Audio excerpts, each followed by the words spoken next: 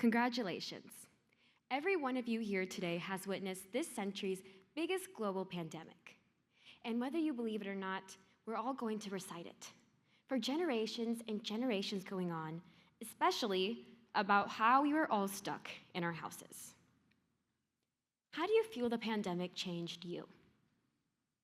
How do you feel you have changed personally from today versus you during the pandemic? Hi, my name is Ananya Barjatiya. I'm one of California's youngest yoga teachers, and I run my own organization called Yoga Connect. I'm here to share my story about how the pandemic changed my life. Like many of you here, the pandemic left indelible imprints on my journey. I severely struggled with my mental health. I felt constantly doubtful of myself, had very high anxiety around social situations, and just overall not so great feelings. Today, I consider myself a leader, positive, outgoing, and openly enthusiastic. But the version of myself 3 years ago wouldn't have ever said those things about myself. I went through life just as it is, never actually living through the motions I went through, feeling as almost as a husk of a human. With the emotion that I felt the most throughout my journey, throughout the pandemic specifically, was loneliness. I really had no one else to bounce off of except the highly edited and filtered influencers online telling me how to glow up, telling me to buy skincare to look like them, and saying, well, the gist of it, what they were saying, what I got was, you're actually not average. You're quite below that, actually. You're in every aspect of your life, you're quite below that.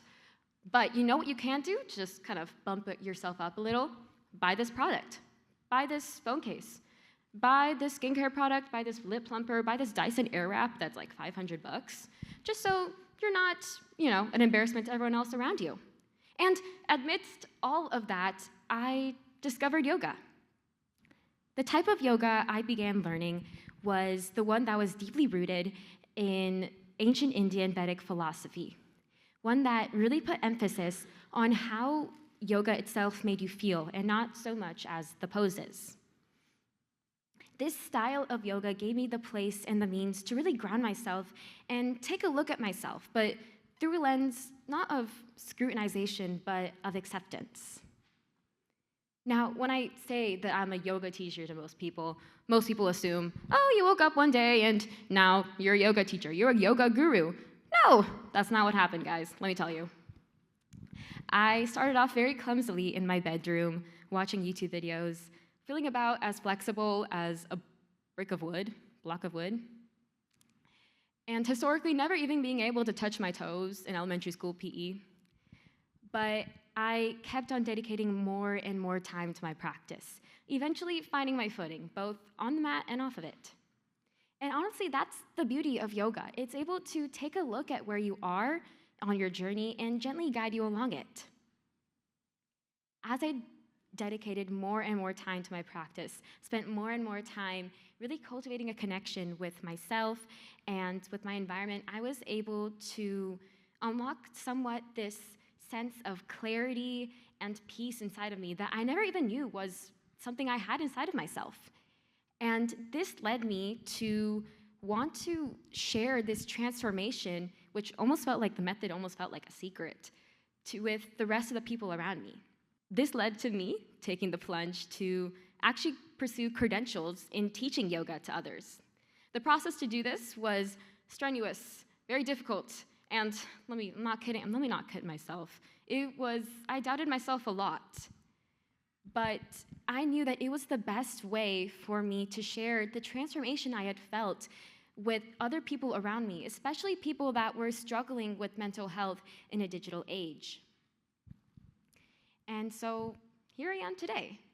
Once very antisocial, shy, doubted myself more than I trusted myself, all the adjectives, to now one of the youngest yoga teachers in California with my own organization called Yoga Connect, in which I hold yoga sessions and workshops to help other people the same way I wish someone could have helped me. Now, what I've learned through my years of doing yoga is that what yoga isn't as, the poses itself isn't as important as cultivating a connection with yourself and the environment that you're doing it in. Today, I'm going to share with you a concept that has been most instrumental in my own practice and will benefit you regardless of your age or your prior exposure to yoga. And this concept that I want to share with you is called prana and pranayama. So prana is the life energy, the breath that animates your being. And pranayama is the means through which you control that life energy, that breath. When your prana is under control, you are able to cultivate a sense of peace and balance within your life. However, when it's not, according to yoga philosophy, you are bound by it. Maybe when it's time to go to bed, you feel hyperactive, or when it's time to do work, you all of a sudden feel super sluggish. Implementing pranayama into your daily life, into your life in general, is going to help you create that sense of balance and peace. So, how do you do pranayama? There's a multitude of different techniques that you can use to employ this in your life. But today, actually, I'm going to share with you one specific technique that's called Durga breath, or three-part breath.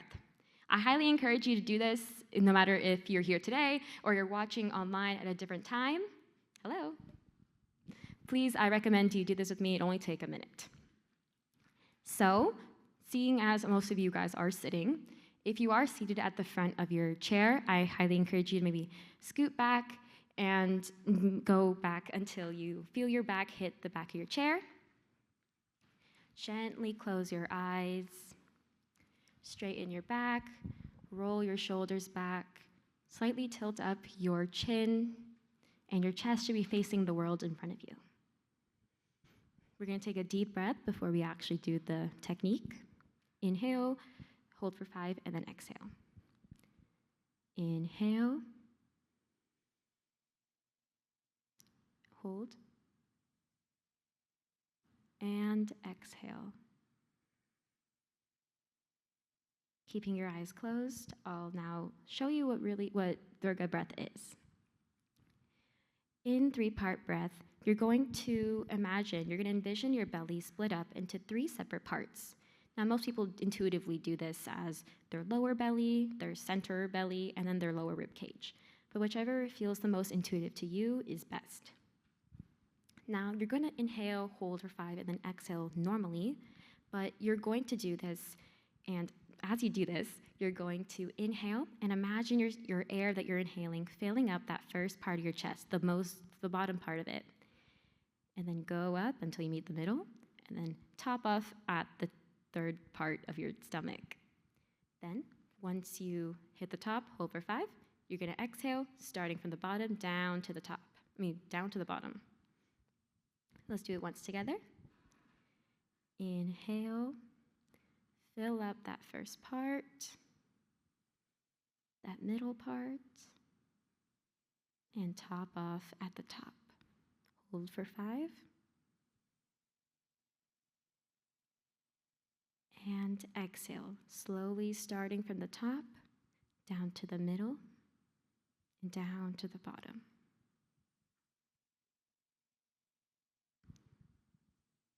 Now that we're finished, you may open your eyes when you feel ready.